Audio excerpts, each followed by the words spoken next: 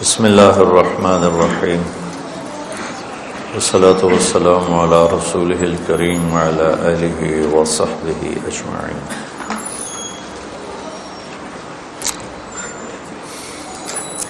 اکابر دیوبند میں مولانا محمود الحسن رحمۃ اللہ علیہ، جن کو شیخ الہند کہا جاتا ہے، یہ جب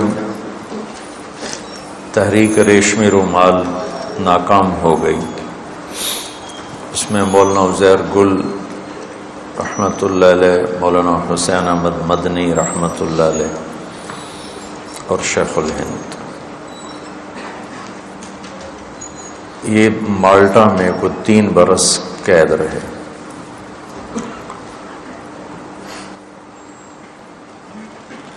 ان کو یہ حضرات حج پر تھے، وہاں شریف مکہ نے پکڑ کے حوالے کیا۔ شیخ الہند صرف ان کو چاہیے تھے۔ ان 2 شاگردوں نے رضاکارانہ اپنی گرفتاری پیش کی کہ آپ ہمیں بھی گرفتار کریں، ہم اپنے استاد کے ساتھ رہنا چاہتے ہیں۔ تو انہوں نے کہا بھی صحیح کہ آپ دونوں ہمارے مطلوب نہیں ہو، وہ کہ ہیں یا نہیں ہیں، ہم نے ان کے ساتھ رہنا ہے۔ تو پھر 3 برس یہ حضرات وہاں مالٹا میں اسیر رہے۔ مالٹا اٹلی کے ساتھ ایک جزیرہ ہے، اب تو بہت خوبصورت ہے، اس وقت وہ سزا کے لیے وہاں بھیجا جاتا تھا۔ تو جب واپس آئے تو انہوں نے ارشاد فرمایا کہ میں نے 3 سال غور کرتا رہا کہ امت پر یہ زوال کیوں ہے اور امت دین سے دور کیوں ہے۔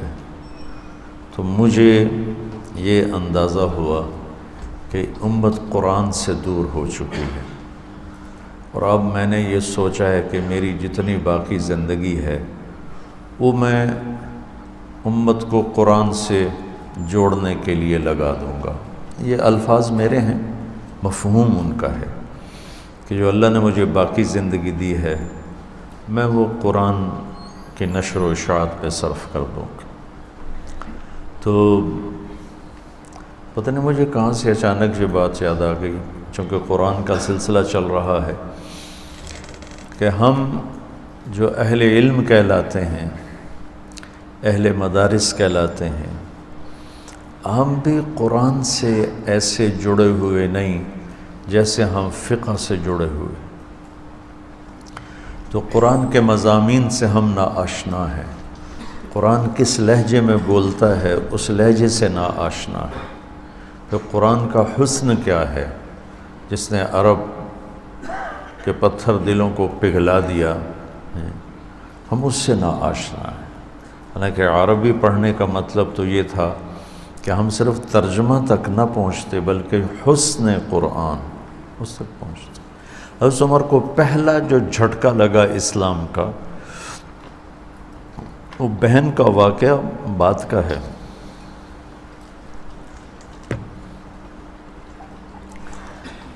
عرب یہ قریش رات کو اللہ کے نبی حرم میں آ کے قرآن پڑھتے تھے۔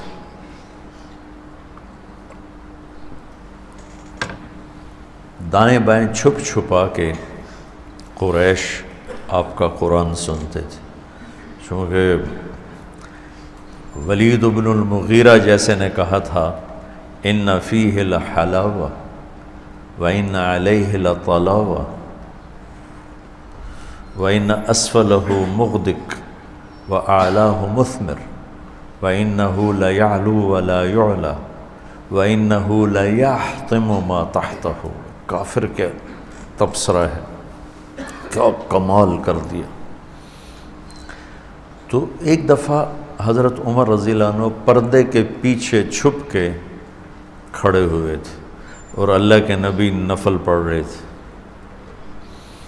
تو آپ اس دن الحاقۃ ما الحاقۃ وما ادراک ما الحاقۃ کذبت ثمود وعاد بالقارعۃ فأما ثمود فأهلكوا بالطاغية وأما عاد فأهلكوا بريح صرصر عاتية سخر عليهم 7 ليال وثمانية أيام حسوما فترى القوم فيها صرعى كأنهم أعجاز نخل خاوية فهل ترى لهم من باقية وجاء فرعون ومن قبله والمؤتفكات بالخاطئة فعصوا رسول ربهم فأخذهم أخذة رابية إنا لما طغى الماء حملناكم في الجارية لنجعلها لكم تذكرة وتعيها أذن واعية فإذا نفخ في الصور نفخة واحدة.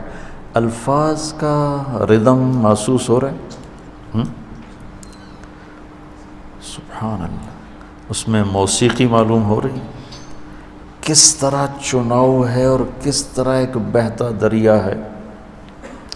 وحملت الارض والجبال فدکتا دکتا واحدہ فیومئذ وقعت الواقعہ. حضرت عمر رضی اللہ عنہ مست ہوتے جا رہے ہیں.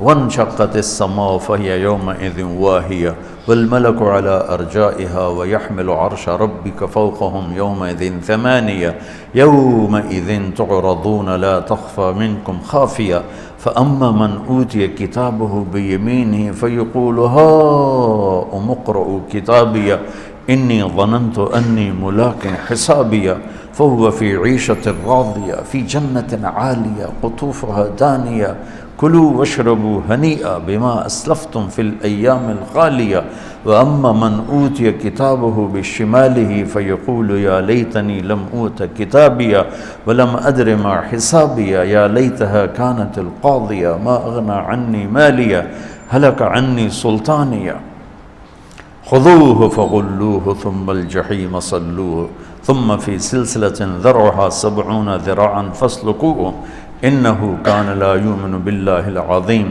ولا يحض على طعام المسكين فليس له اليوم هاهنا حميم ولا طعام إلا من غسلين لا يأكله إلا الخاطئون فلا أقسم بما تبصرون وما لا تبصرون. یہاں پہنچے تو عمر رضی اللہ عنہ دڑ دڑ ایسے کلام کی ہیبت، جو ذرا بھی ترجمہ نہیں سمجھتا، وہ الفاظ جس طرح آ رہے ہیں وہ دل کو ہلا دینے والے ہیں. ان کے منہ سے نکلا ما اشعرہ، کتنا بڑا شاعر ہے. اور وہ بیت اللہ کے پردے کے پیچھے چھپے ہوئے تھے اور اللہ کے نبی یوں وہاں کھڑے، تو ان کی زبان سے آہستہ سے ما اشعرہ. عین اس وقت میرے نبی نے یہ آیت پڑھی فلا اقسم بما تبصرون وما لا تبصرون انه لقول رسول کریم وما هو بقول شاعر قلیلا ما تؤمنون. تو ایک دم حضرت عمر کے منہ سے نکلا ما اسحرہ، اوئی ہوئی کتنا بڑا جادوگر اتنی دور سے میری بات کو سن لیا. تو آپ نے دوسری ضرب لگائی ولا بقول کاہن قلیلا ما تذکرون تنزیل من رب العالمین. تو بچوں، میرا اہل علم سے بھی گلہ ہے اور امت سے بھی گلہ ہے کہ ہم قرآن سے بہت دور.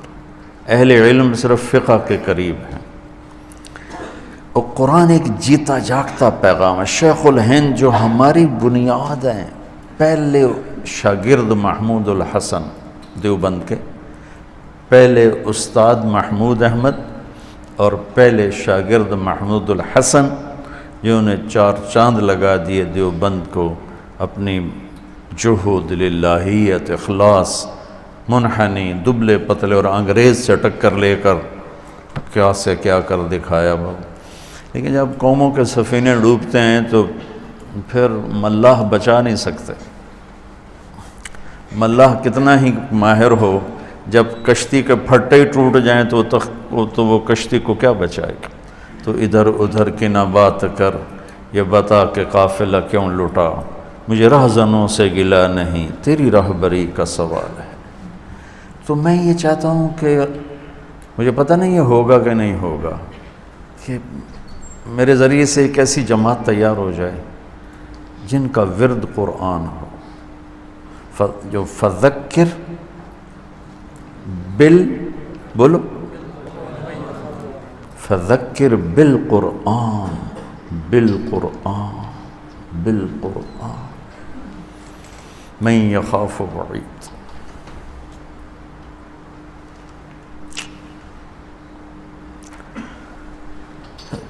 11 برس ایک بچہ فارغ کرتا ہے اور قرآن میں سے صرف جلالین، اس کے بھی 2 سبق، اور جلالین تک پہنچتے پہنچتے اتنا کچھ پڑھ چکا ہوتا ہے کہ دل ویسے ہی ٹھنڈا ہو گیا ہوتا ہے۔ ٹھنڈے لوہے کو پیٹنا، اپنا ہی ہاتھ توڑنا ہوتا ہے۔ کیا کریں؟ میں اس سوچ میں ہوں کہ قرآن پڑھ، جیسے صحابہ کا ایمان بڑھا، وَإِذَا تُلِيَتْ عَلَيْهِمْ آيَاتُهُ زَادَتْهُمْ ایمانا، ایسے ہمارا بھی ایمان بڑھے۔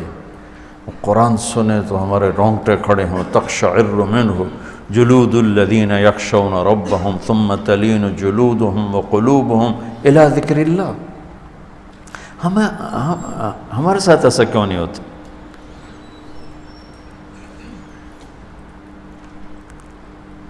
اللہ اس کو کوئی حل نکالے گا اپنی قدرت سے۔ تو یہ تھوڑی سی ہم قرآن کی مجلس روزانہ بیٹھتے ہیں کہ کچھ اللہ کی کتاب سے کچھ رہنمائی مل جائے، کچھ سننے کو، کچھ سنانے کو مل جائے۔ میں نے بتایا تھا یہ وہ علم ہے جس کو اللہ جنت میں کھولے گا۔ جنت میں ایک مجلس ہوگی صرف اہل علم کی، اور اس میں کوئی شامل نہیں ہوگا۔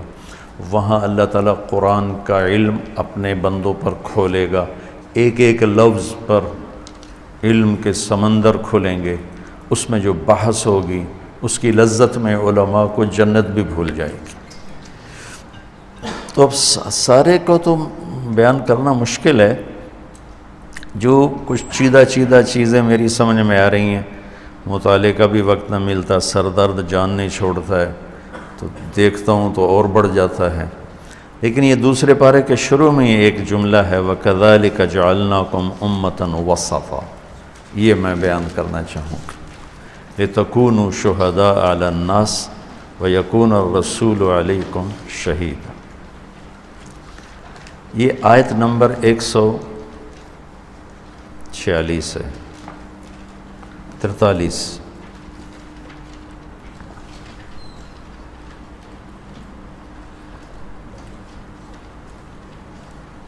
143 نمبر آیت۔ امتاً وسطا، درمیان والی امت، وسط درمیان، لیکن ترجمہ کرتے ہیں اعتدال والی امت۔ لیکن قرآن کا ایک معجزہ جو اس وقت جو میں بتانا چاہتا ہوں، جب قرآن اترا، سورہ بقرہ 10 سال میں اتری، سورہ بقرہ 10 سال، اور اس میں کوئی آیات نہیں تھیں، وہ تو جیسے آ رہی تھیں اللہ کے نبی لکھوا رہے تھے، پھر اس کے بعد اس کو آپ نے ترتیب دیتے تھے، یہ یہاں لکھ دو، یہ یہاں لکھ دو، یہ یہاں لکھ دو۔ بعد کے علماء نے آیات، صورتیں، رکوع، زیر زبر، پیش، جزم، یہ ساری چیزیں قرآن کی خدمت بعد میں کی۔ تو سورہ بقرہ کی 286 آیات طے کی گئیں، کافی بات کی بات ہے۔ سورہ بقرہ کی 286 آیات طے کی گئیں۔ یہ جو امتاً وسطا، درمیان والی امت، اس آیت میں آئی جس کا نمبر ہے 143، جو 286 کا وسط بنتا ہے۔ یہ سمجھ میں گا کہ آیت میں لفظ وسط آیا ہے تو اللہ نے اسی لحاظ سے اس کو وہاں فٹ کروایا کہ آدھی سورہ بقرہ امتاً وسطا۔ یہ قرآن کا حسن، قرآن کا اعجاز اور قرآن کا سحر ہے جو سر چڑھ کے بولتا ہے۔ میں نے چند دن پہلے بتایا تھا، ہر چیلنج، دعویٰ ٹوٹا ہے، ایک چیلنج آج تک باقی ہے، فَأْتُوا بِسُورَةٍ مِّن مِّثْلِهِ، اس قرآن جیسی ایک صورت لے کے آ جاؤ۔ آج کل کمپیوٹر کتنا تیز ہے، ایک صورت ایسی بنا کے دکھا دو۔ آج تک اس کو کوئی چیلنج نہیں کر، قرآن پہ اعتراض ہیں، ایسا ہے، ایسا ہے، تکرار ہے، اپنی طرف سے لکھا ہے، لیکن اچھا چلو اپنی طرف سے لکھا، تم بھی لکھ کے دکھا دو، آج تک نہیں ہو سکا۔ بہت پہلے سے اس کی کوششیں شروع ہوئیں۔ عبداللہ بن مقفع ایک ایرانی ادیب تھا، عربی کا باپ تھا، عربوں سے بھی آگے۔ اسے لوگوں نے کہا تو قرآن کے مقابلے میں کلام تیار کر، تیرا گھر ہم سونے سے بھر دیں گے۔ اس نے 6 ماہ کی مہلت مانگی، 6 مہینے گھر سے باہر نہیں نکلا، 6 مہینے گھر سے باہر نہیں نکلا، وہ صرف لکھنے میں لگا رہا، لکھے پھاڑے لکھے پھاڑے۔ 6 ماہ بعد اس نے کہا یہ کلام قرآن کے مقابلے میں ٹھیک ہو گیا۔ 6 ماہ کے بعد گھر سے باہر نکلا، یوں گلی میں سے گزرا، کھڑکی کھلی تھی اور ایک بچی قرآن سامنے رکھ کے پڑھ رہی تھی، ادھر منہ کر کے۔ یہ یوں گزرا اور اس بچی نے پڑھا وَقِيلَ يَا أَرْضُ ابْلَعِي مَاءَكِ وَيَا سَمَاءُ أَقْلِعِي وَغِيضَ الْمَاءُ وَقُضِيَ الْأَمْرُ وَاسْتَوَتْ عَلَى الْجُودِيِّ وَقِيلَ بُعْدًا لِلْقَوْمِ الظَّالِمِينَ۔ یہ قرآن کی سب سے فصیح آیت ہے۔ قرآن سارا فصیح ہے، لیکن قرآن کی سب سے فصیح آیت، 19 الفاظ اور 21 اقسام بلاغت، 19 الفاظ میں 21 کے 22 اقسام بلاغت ہیں۔ اس کو صرف علامہ طنطاوی نے اپنی تفسیر میں پورا لکھا ہے، جس کا شوق ہو اس میں دیکھ لے۔ میں وہاں سے دیکھ کے آپ کو یہ بتا رہا ہوں، لیکن میں نے آج سے کوئی میرے خیال 25-30 سال پہلے دیکھا تھا، تو مجھے وہ یاد نہیں۔ تو آپ لوگ دیکھ لیں، آپ کا جذبہ بھی جوان ہے، ہم تو بس اب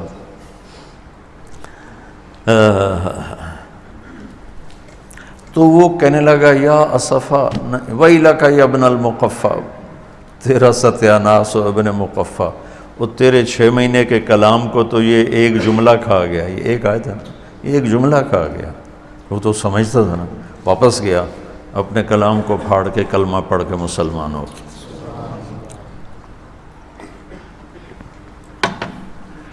ایسے آپ لوگ قرآن کے ساتھ بیٹھو،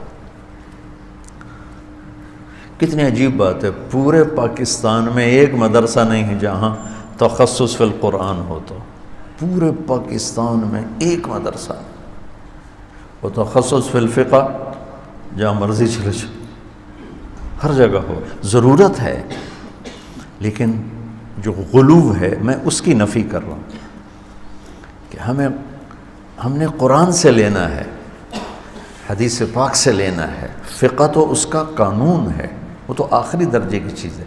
فقہ کی عبارت اس وقت تک دلیل نہیں جب تک اس کے پیچھے قرآن اور حدیث نہ ہو۔ فقہی عبارت اس وقت حجت بنتی ہے جب اس کے پیچھے کوئی قرآن کی آیت ہو یا حدیث پاک ہو یا کم از کم قول صحابی ہو، ورنہ تو وہ اس کی کوئی حیثیت ہی کوئی نہیں۔ تو خیر، اللہ کہہ رہا ہے ہم نے تمہیں امت وسط بنایا، اعتدال والی امت۔ یہ عام ترجمہ ہے، میں اس کا ترجمہ کیا کرتا ہوں، ہم نے تمہیں امت واسطہ بنایا، چونکہ اس میں واسطہ کے لفظ کی بھی گنجائش ہے، اور یہ میرا اجتہاد نہیں ہے، یہ ابن جریر طبری نے اس کا یہ ترجمہ کیا ہے۔ میں نے جبوتی کے اجتماع میں عربی میں بیان کرتے ہوئے کہا کہ ہم امت وسطہ بمعنی واسطہ ہیں۔ کیا معنی واسطہ کا؟ کہ جیسے پہلے انبیاء اور ہمارے نبی اللہ اور بندوں کے درمیان واسطہ تھے اور لوگوں کو اللہ سے ملاتے تھے، جیسے اس موبائل کے ذریعے سے بہت سے لوگوں ہم سے جڑ گئے ہیں، تو یہ ہمارے درمیان واسطہ ہے۔ تو یہ تو انبیاء پہلے بندوں اور اللہ کے درمیان واسطہ، اللہ سے جوڑتے، اللہ سے ملاتے۔ قال یا قوم اعبدوا اللہ ما لکم من الہ غیرہ وَإِلَىٰ هُودَ أَخَاهُمْ صَالِحًا قَالَ يَا قَوْمِ اعْبُدُوا اللَّهَ مَا لَكُم مِّنْ إِلَٰهٍ غَيْرُهُ وَإِلَىٰ ثَمُودَ أَخَاهُمْ صَالِحًا قَالَ يَا قَوْمِ اعْبُدُوا اللَّهَ مَا لَكُم مِّنْ إِلَٰهٍ غَيْرُهُ، کہ ہر نبی اللہ سے ملاتا تھا۔ اب ہمارے نبی کے بعد کیا ہے؟ مَا كَانَ مُحَمَّدٌ أَبَا أَحَدٍ مِّن رِّجَالِكُمْ وَلَٰكِن رَّسُولَ اللَّهِ خاتم النبیین وکان اللہ بکل شیء علیم. آپ تو آخری ہیں. اب کیا ہوگا؟ اب کون بندوں کو اللہ سے ملائے، کون واسطہ بنے گا؟ تو اللہ نے کہا کذالک جعلناکم امۃ وسطا، ہم نے تمہیں امت واسطہ بنایا ہے. میں نے اس کو اس طرح بیان کیا. تو ایک عرب عالم بھی اور بڑے ادیب بھی، بڑے شاعر بھی، میرے بڑے اچھے دوست بھی، ڈاکٹر فوزی، اور غضب کے شاعر، ان کے میں اشعار سنایا کرتا ہوں. اللہ اکبر شع نور محمد وبدت لوائحہ بهذا المشہد والیمن خیم فی جوانبہ التی ابدا تغص بکل حبر مرشد عاف المنام ووزعت اوقاتہ بین الاحبۃ فی زوایا المسجد حجر المنازل والدیار واہلہا وصلا بہم عن والدین ومولد ضحى بوارف دوحة تشدو بها سرب البلابل في حياض مورد طورا يعين للبيان وتارة يدلي نصيحته لكل موحد يغزو العوالم في مطية فكره لتكون ميدانا لجهد محمد. یہ انہوں نے فی البدی کہے.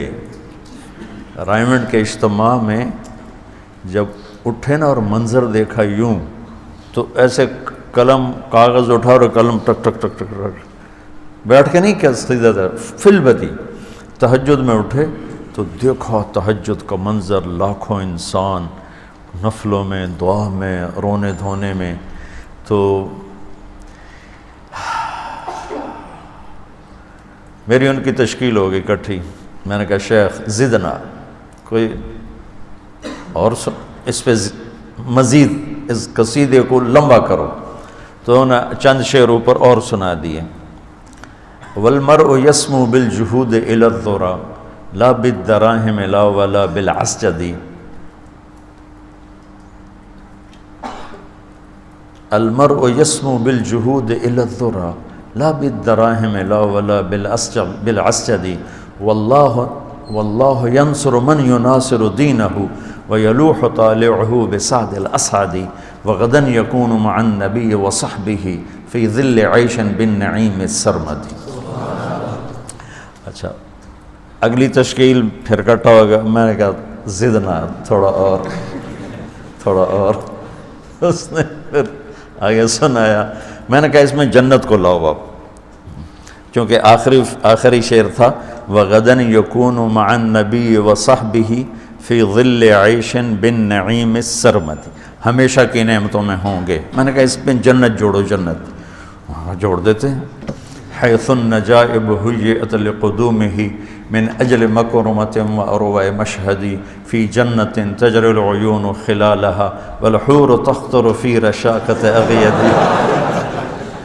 تختال فی حلل حرائر سندس استبرق وعصافر من عسجد والتاج يعلو فوق مفرق رأسها من لؤلؤ وجواهر وزمرد حتى إذا اقتربت إليه تبسمت بالغنج كالطفل الوليد المسهد فهناك غرت الطيور ورتلت لحن الخلود بكل غصن أملت.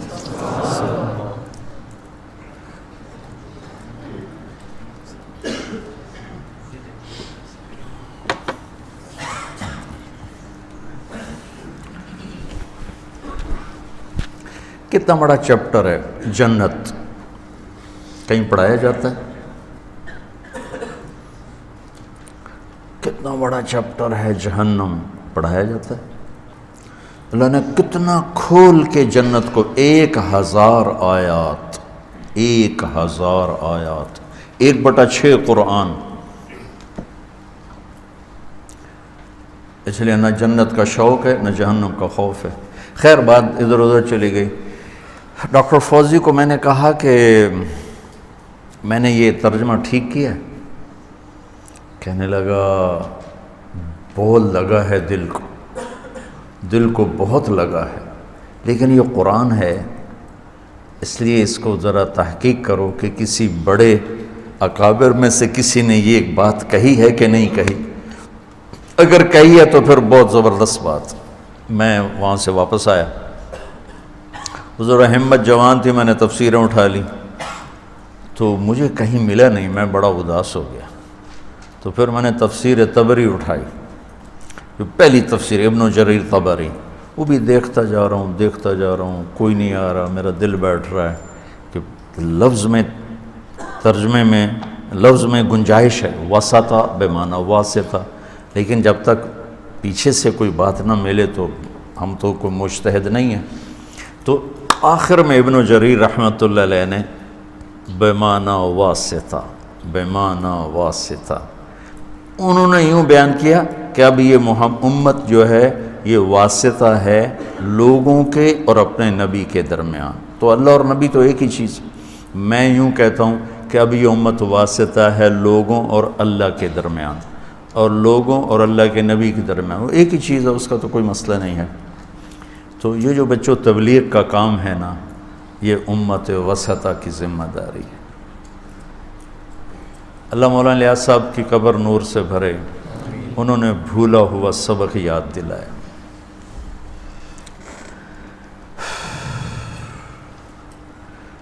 امت بھول ہی گئی تھی کہ اللہ کا پیغام سنانا بھی ہمارے ذمے ہے.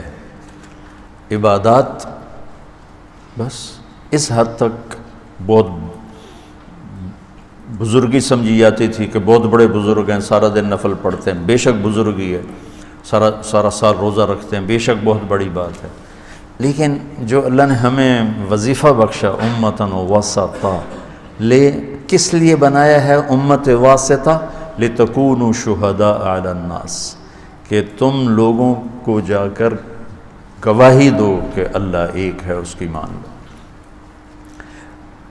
اور ہماری گواہی سچی ہے یا جھوٹی ہے، گواہ کا سچا ہونا ضروری ہے. تو کتنے بڑی گواہی لائے کہ میرا نبی تم پہ گواہ ہے کہ تم سچے ہو. اللہ اکبر. ہماری صداقت پر ہمارے نبی کو گواہ بنا کے پیش کیا جا رہا ہے.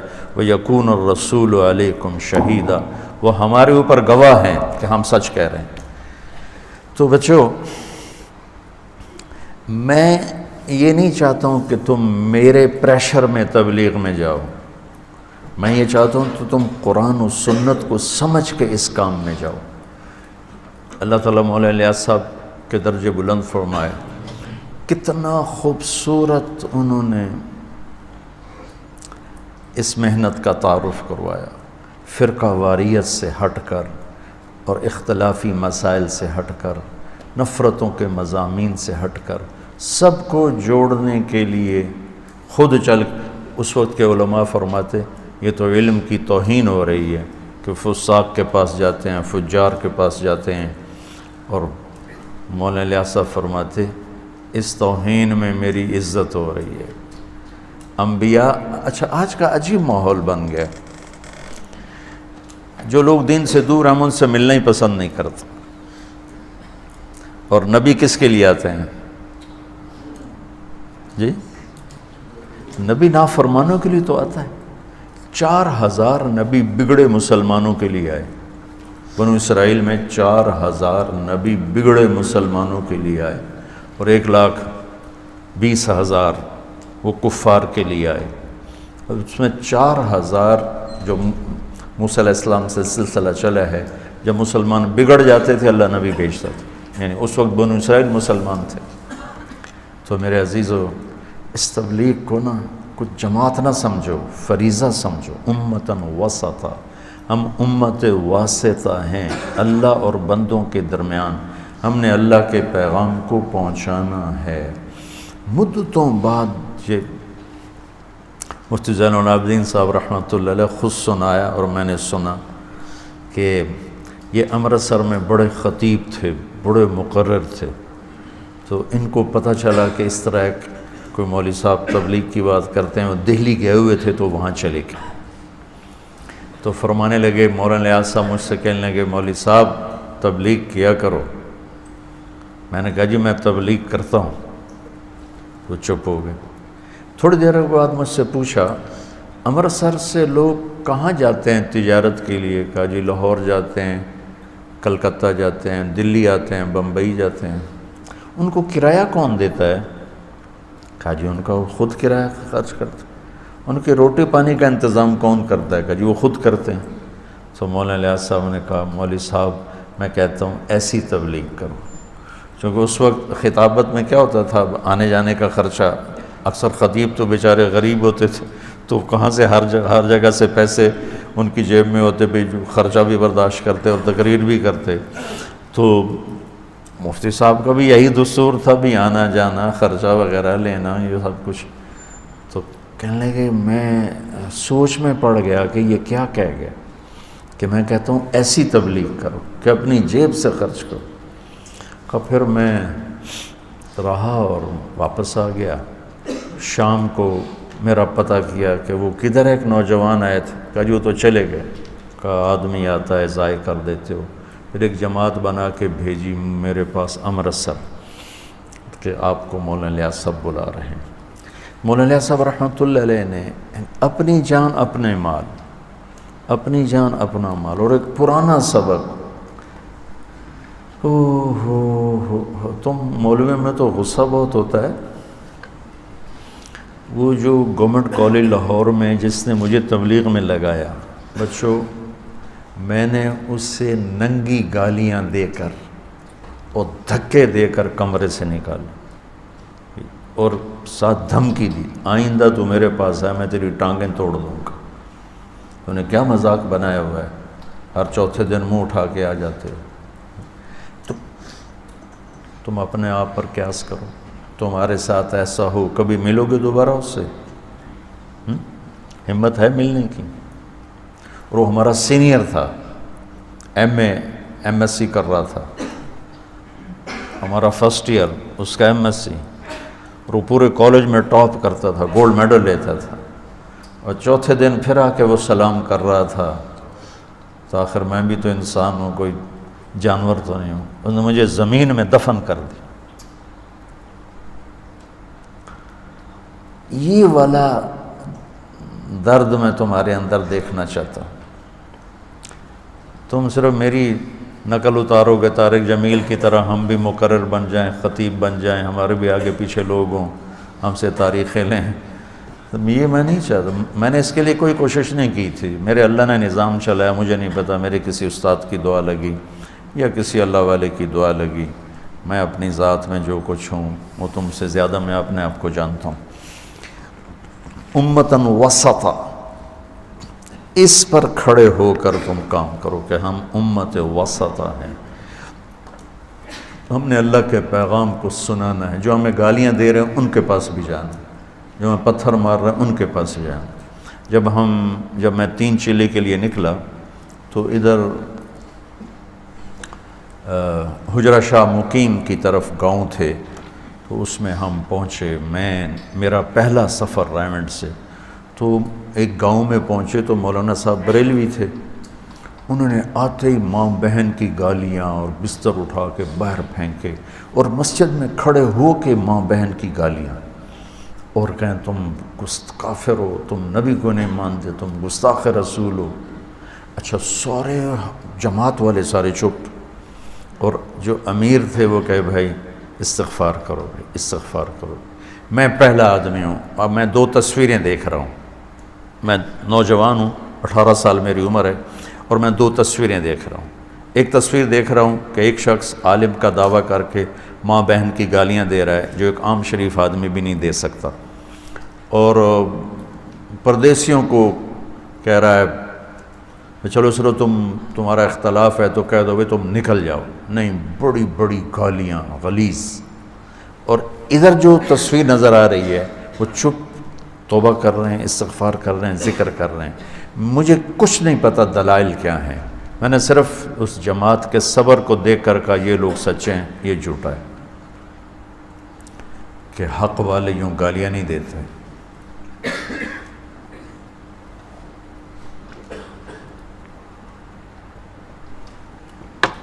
میری بات بہت لمبی ہو گئی، تو چونکہ ابھی چھٹیاں آنے والی ہیں، تم کتنے بہانے بنا کے آؤ گے چلہ نہ لگانا پڑے۔ تمہارے چلے کو پکا کرنے کے لیے، چونکہ تمہارے ساتھ ساری شاخیں جڑی ہوئی ہیں، تو ہر ایک کے اندر میں ہوگا کسی طرح چلے سے جان بچ جائے۔ میں چاہتا ہوں تمہاری جان لگ جائے، کیونکہ بچتے بچتے کہتے ہیں نا، میں تو بچتے مرتے مرتے بچا۔ میں کہا کرتا ہوں بچتے بچتے مر جاؤ گے، کب تک بچو گے؟ مرتے مرتے بچا اور بچتے بچتے مر جائیں گے کب؟ تو میں چاہتا ہوں تم چھٹیاں خوشی سے چلے میں لگاؤ، میرا پریشر نہ ہو اور جھوٹے بہانے نہ ہوں، وہ جان چھڑانا نہ ہو۔ ہمارا ایک ساتھی تھا، وہ سارا سال پیسے جمع کرتا رہا چلے کے لیے، غریب تھا، بہت غریب۔ عین موقع پہ کوئی ایسی مصیبت اس پر آئی، وہ جتنا جمع پونجی تھی ساری خرچ ہو گئی، تو وہ رائمنڈ سے چلا گیا لاہور، اور ایک سڑک بن رہی تھی وہاں، ایک ہفتہ مزدوری کرتا رہا، اور اس مزدوری سے جو پیسے ملے اس میں چلہ 200-400 میں لگ جاتا تھا، تو اس سے اس نے آ کے چلہ لگایا۔ جس کا ارادہ ہوتا ہے وہ یوں بھی کر لیتا۔ اس نے سب کچھ کرنے کے بعد مجھے بتایا کہ میں تم پتہ میں نے چلہ کیسے لگا؟ میں پیسے تو میرے لگ گئے تھے، میں پھر لاہور گیا، وہاں میں نے مزدوری کی، وہاں سے جو پیسہ ملا اس سے میں نے چلہ لگایا۔ تو ایک دو مضامین اور بیان کرنے تھے، لیکن اب اسی میں ہی زیادہ وقت لگ گیا، اور ضرورت بھی اس کی تھی کہ میں چاہتا ہوں تمہارے چلے خوشی سے لگیں۔ لگاؤ گے نا؟ بہانہ بنانے تو نہیں گے نا؟ ہاں، ورنہ تو تمہارا اور اللہ کا معاملہ ہے۔ ہم اسکول پڑھتے تھے نا جب، تو پڑھنے کا تو شوق تھا نہیں، سب ذمہ داروں کے بیٹے، ہم سب کوئی تقریباً 99% ہم ذمہ داروں کے بیٹے، اور کسی کو شوق نہیں۔ اور جو 2-4 لڑکے تھے اس طرح متوسط گھرانوں سے، وہ پڑھتے تھے بہت زیادہ، ہم نہیں پڑھتے۔ تو ایک تھا میلسی کا کھچی محمد خان اور میں، ہم دونوں نے نا پیٹ میں درد کر لیا اور چھٹی کرنے کے لیے کہ بھائی اسکول نہ جائیں۔ تو میں تھوڑا عقل مند تھا، وہ ذرا بالکل ہی بدھو تھا۔ میں نے وہ کچن سے راکھ لے کر آیا اور اس پر تھوڑا پانی ڈالا، تھوڑی تھوکیں ڈالی الٹی کا نمونہ بنانے کے لیے کہ مجھے مجھے الٹی آئی۔ ہمارا جو سورنڈنٹ تھا نا وہ بڑا سخت تھا، بہت مارتا تھا۔ تو ہم دونوں نے نا بیماری کا بہانہ بنا کے چھٹی کر لی۔ اچھا، اب ہم گپے مار رہے تھے، جب لڑکے چلے، پہلے ہم ہوں کرتے رہے، جب لڑکے چلے گئے ہم رضائیاں، سردیوں کا زمانہ تھا، ہم رضائی پھینک کے گپیں شروع کر دی۔ کافی دیر ہم گپے مارتے رہے۔ میری چھٹی حص نے کہا کہ لگتا ہے اب ناظم صاحب آئیں گے چکر لگانے، وارڈن، تمہارے یہاں ناظم ہوتا ہے تو وارڈن صاحب چکر لگانے آئیں گے، تو کہیں ہم موقع پہ پکڑے نہ جائیں۔ تو میں نے تو رضائی اوپر لی اور لیٹ گیا، اور وہ جو تھا نا اس نے دیکھا میں باتیں بند کر دی ہیں، وہ بھی رضائی اوپر لے کر لیٹ گیا۔ تھوڑی دیر تو لیٹا رہا، پھر اس نے گانے شروع کر دیے۔ تو وہ گانا گا رہا، گلاں دل دیاں دل وچ رہ گئیاں، شمع پہ گئیاں، زور سے، اس کو پتا کوئی بھی نہیں۔ طالب صاحب اندر آ گئے، میرے اوپر بھی رضائی، اس کے اوپر بھی رضائی۔ اب وہ گلاں دل دیاں دل وچ رہ گئیاں، شمع پہ گئیاں، اور اوپر سے طالب صاحب نے رضائی ہٹائی، وہ شمع پہ۔